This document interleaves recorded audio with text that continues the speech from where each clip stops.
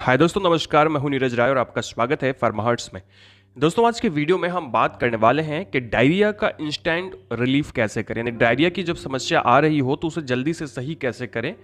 Actually आज के इस वीडियो में हम लोग देखेंगे डायरिया और उसके सिम्टम्स के बारे में, और देखेंगे यहाँ पे ओरली कौन कौन सी मेडिसिन कितनी मात्रा में यूज की जाती है, और साथ में अगर सीवियर कंडीशन होती है तो कौन कौन सा इंजेक्शन कितनी मात्रा में दिया जाता है।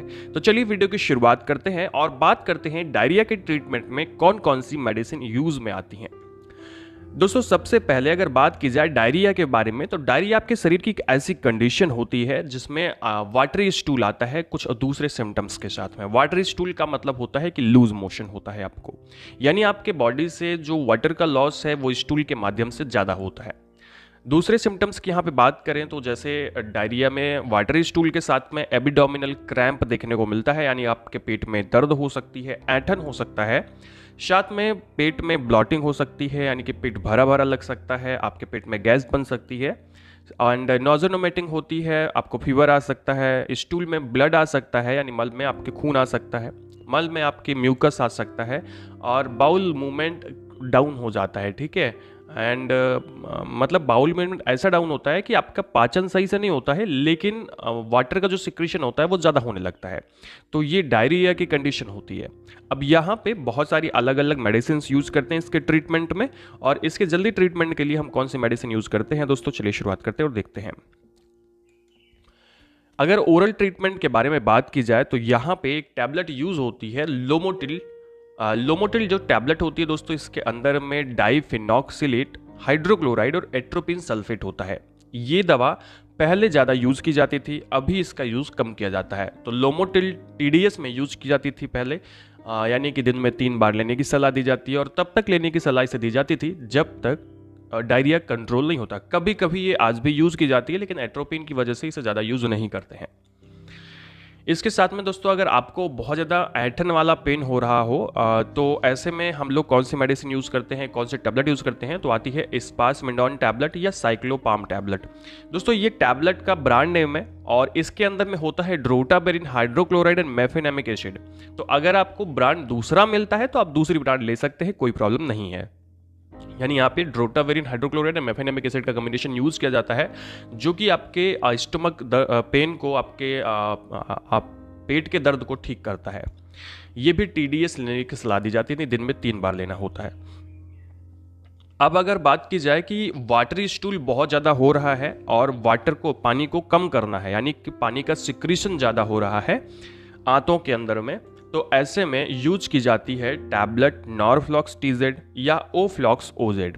दोस्तों, नॉरफ्लॉक्स टीजेड या ओफ्लॉक्स ओजेड हम लोग यूज़ करते हैं दिन में 2 बार, सुबह और शाम। ये 5 दिन तक यूज़ की जाती है। ये भी वाटरी स्टूल को ठीक करने का काम करती है। इसके साथ में आप कैप्सूल रैसिका डॉटरिल यूज़ कर सकते हैं। रैसिका डॉटरिल 100 mg टीडीएस यूज़ की जाती है, यानी कि सुबह, दोपहर, शाम यूज़ की जाती है, और इसे 2 दिन तक यूज़ करते हैं। दोस्तों, रैसिका डॉटरिल एक प्रकार की एंटी सिक्रीटरी मेडिसिन होती है, यानी कि ये आपके इंटेस्टाइन में जो सिक्रीशन ज़्यादा हो रहा है वाटर का, उसको कम कर देती है और उसको एब्जॉर्प्शन को बढ़ा देती है, यानी कि अवशोषण को बढ़ा देती है, जिससे पानी जो है वो हमारे शरीर में अवशोषित हो जाता है और स्टूल में बाहर नहीं आता है। तो ये कैप्सूल भी यूज़ की जाती है। इसके साथ में दोस्तों ORS सॉल्यूशन देते हैं, यानी ओरल रिहाइड्रेशन साल्ट सॉल्यूशन देते हैं। ये सॉल्यूशन इसलिए दिया जाता है क्योंकि जब वाटरी स्टूल होता है तो ऐसे में आपके बॉडी से बहुत ज़्यादा पानी बाहर आ जाता है, और पानी के साथ में आपका जो इलेक्ट्रोलाइट्स है वो बाहर आ जाता है। तो इसीलिए ORS सॉल्यूशन दिया जाता है, ताकि जो डिहाइड्रेशन हुआ है उसको ओरली कवर किया जा सके।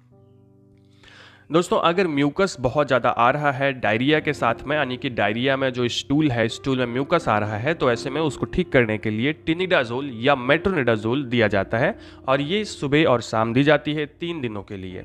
एक्चुअली ये जो मेट्रोनिडाजोल या टिनिडाजोल है, ये अमोबिक इन्फेक्शन को ख़त्म करता है, और अगर म्यूकस आ रहा है डायरिया में, इसका अर्थ है कि आपके जो स्टोमक है उसमें अमोबिक इन्फेक्शन है, और उसको ठीक करने के लिए मेट्रोजिल या फिर टिनिडाजोल दिया जाता है। दोस्तों, ये तो था ओरल ट्रीटमेंट। अगर अब बात करें, आपको इंजेक्शन चॉइस करनी है, इंजेक्शन देना है, तो कौन कौन सा इंजेक्शन देते हैं। तो यहाँ पे दोस्तों पहला इंजेक्शन आता है एनाफोर्टान। एनाफोर्टान एक प्रकार का एंटी स्पास्मोडिक इंजेक्शन होता है, इसकी टैबलेट भी आती है। एनाफोर्टान 2 ml का इंजेक्शन होता है जो IM पेशेंट को दिया जाता है। अगर उसे पेट दर्द बहुत ज़्यादा हो रहा है और दवा लेने के कंडीशन में नहीं है, मेडिसिन खाने के कंडीशन में नहीं है, तो उसे एनाफोर्टान का 2 ml IM इंजेक्शन दिया जाता है। ये उसका जो पेट दर्द है वो ठीक हो जाता है उससे। इसके अलावा एनाफोर्टान के अलावा दोस्तों डाइसाइक्लोमिन या ड्रोटावेरिन का इंजेक्शन भी आता है जो पेट दर्द में यूज़ होता है, तो आप उसको भी दे सकते हैं। ब्रांड कोई भी ले सकते हैं, कोई प्रॉब्लम नहीं है।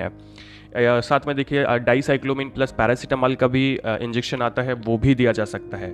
यानी कि एंटीस्पास्मोडिक कोई भी मेडिसिन दी जा सकती है, लेकिन इंजेक्शन के फॉर्म में अगर वो पेशेंट मेडिसिन यानी कि टैबलेट लेने के कंडीशन में नहीं है तो। लेकिन ज़्यादातर एनाफोर्टान का यूज़ किया जाता है। सीवियर केसेस की अगर हम बात करें तो सीवियर केसेस में एक इंजेक्शन लगता है जेंटामाइसिन 80 mg का IM या IV 8-8 घंटे के अंतराल पे दिया जाता है। ये एक प्रकार का एंटीबायोटिक होता है जो आपके बॉडी के अंदर में जो डायरिया की कंडीशंस होती है उसको ठीक करने का काम करता है। दोस्तों इसके साथ में सीवियर कंडीशन में जब डिहाइड्रेशन बहुत ज़्यादा हो जाता है तो डिहाइड्रेशन को कवर करने के लिए RL यानी रिंगर लैक्टेट सोल्यूशन और डेक्सट्रोज दिया जाता है, यानी DNS दिया जाता है। ये 2 से 10 बोतल तक चढ़ाई जा सकती है आपको, यानी कि आपको जैसा ही डिहाइड्रेशन हुआ है उस टाइप से आपको उतनी बोतल्स दी जाती हैं। एंड अगर अमोबिक इन्फेक्शन है यानी कि आपको म्यूकस वाला स्टूल हो रहा था और ऐसे में आप मेडिसिन लेने के कंडीशन में नहीं थे, तो इस तरह से इंजेक्शन फ्लैजिल यानी कि मेट्रोनिडाजोल का IV इन्फ्यूज़न होता है 100 ml का, वो पेशेंट को दिया जाता है। ये TDS दिया जा सकता है, यानी सुबह दोपहर शाम दिया जा सकता है, दिन में 3 बार, यानी 24 घंटे में ये 3 बार IV इन्फ्यूज़न के फॉर्म में दिया जाता है। तो कुल मिला के ये सारे इंजेक्शन का यूज़ होता है और इन सारी टैबलेट का यूज़ होता है।